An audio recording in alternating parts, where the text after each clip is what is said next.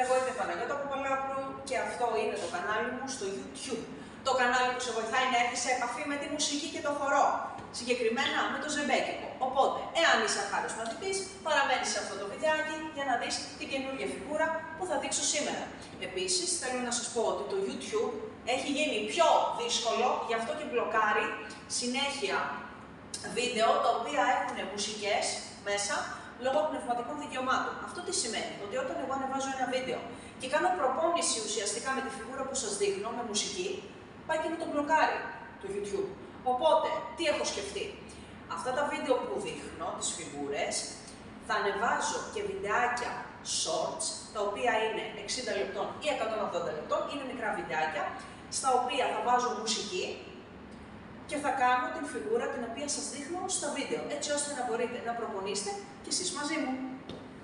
Επόμενη φιγούρα. Λέμε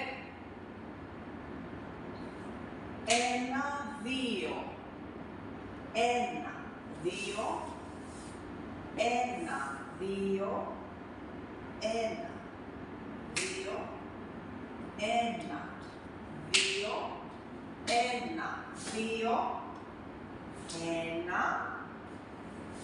2. Αλλιώς, με μια όρθια και 1, περνάω, φεύγω, 2, 3, 4, 5,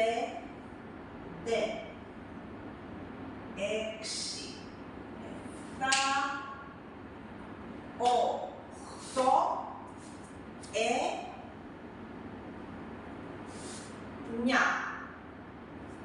Πιο γρήγορα.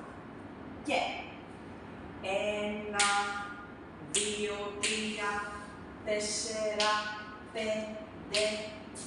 6, 7, 8.